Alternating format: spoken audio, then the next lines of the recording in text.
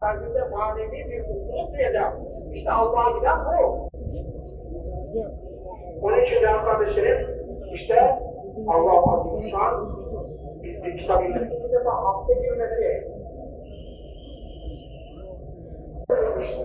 Tekbir! Allahu Ekber! Tekbir! Allahu Ekber! Tekbir! Allahu Ekber! Türkiye vatandaşı, İsrail vatandaşı olarak 7 Ekim'den sonra İsrail'e destek vermek üzere.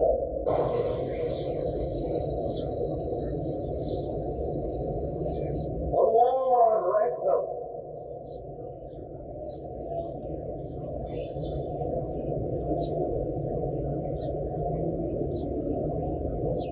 Allahu Ekber.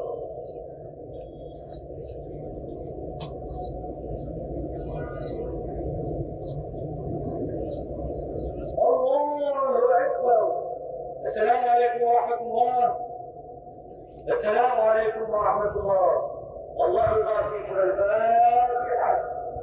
Davasına sahip çıkan değerli kardeşlerimiz, Gazze'de 7 Ekim'den bu yana İsrail tarafından soykırım ve vahşi bu soykırımın gölgesinde bütün yoksulluk terör örgütü diyen Hamas lideri İsmail Haniye'ye ve ailesiyle ilgili onlarca iftira atanların ve özellikle coğrafyamızın yaralı yerleri Suriye ve Doğu Türkistan gibi bölgelerinde zalimlerle işbirliği yapanların da Filistin'in arkasına gizlenerek yaptıkları hiçbir açıklamayı samimi bulmadığımızı da burada açıkça ilan ediyoruz.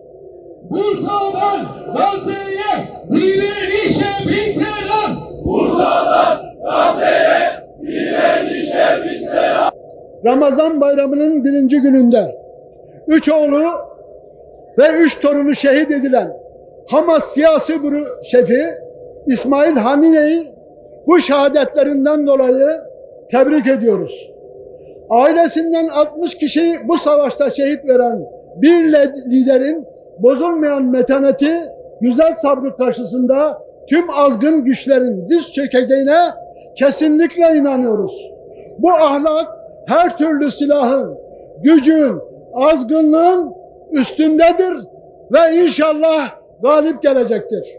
Savaşında ve Kudüs ve Mescid-i Aksa'nın kurtuluşu yolunda şehit edilen kardeşlerimize rahmet, yaralılara, hastalara acil şifalar diliyoruz. Her şeyleri feda ederek mücadele eden mücahit kardeşlerimize sen musliminden uzaklar kalın. Velillahi cüzûrü semâvâti vel ard. Yeryüzünde göklerin orduları senindir. Belirli Müslümanları meleklerine desteklediğin gibi bizi Mescid-i Aksa'nın yiğitlerine destekle Allah'ım. Amin.